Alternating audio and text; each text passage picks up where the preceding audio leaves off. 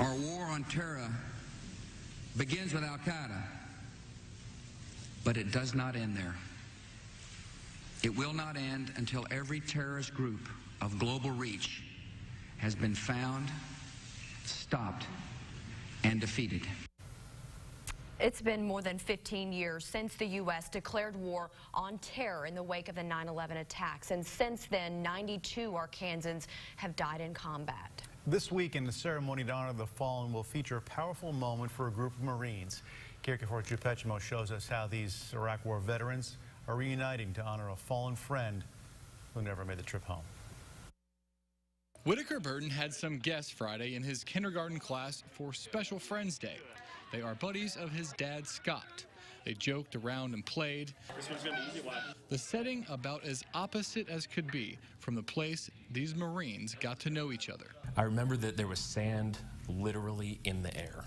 It blocked the sun from hitting the ground. During the 2003 invasion of Iraq, they were part of the spearhead. It was lots of explosions, lots of air, lots of indirect fire. The Marines were joined by a Navy corpsman from Little Rock named Doc Johnson. He had a family, he had a wife. March 25th, 2003, Scott, Smith, and Johnson were riding in a Humvee heading into Baghdad when they came under enemy fire. An RPG entered my vehicle, either the red color of the tip or the burning front of the tip. I remember coming in and just blasting, pushing me forward. They started screaming, "Doc is gone, they killed him.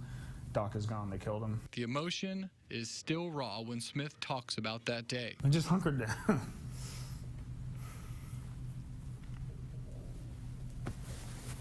As the Marines collected Johnson's gear, they found his Bible. Smith has had it ever since, occasionally thumbing through Johnson's handwritten notes. Where he's lying in his tent thinking about God and his wife and eating MRE. Johnson was the first Arkansan killed during the War on Terror. On Saturday, he'll be honored along with those who've lost their lives since. It's going to be really emotional. There's going to be laughing, there's going to be crying, there's going to be, hugs. That will be especially true when Smith steps forward to give the Bible to Johnson's father. So I remember his religion was his kind of his rock. One thing we're trying to do here is show our appreciation and just show solidarity in supporting the sacrifice that people did make who didn't return home.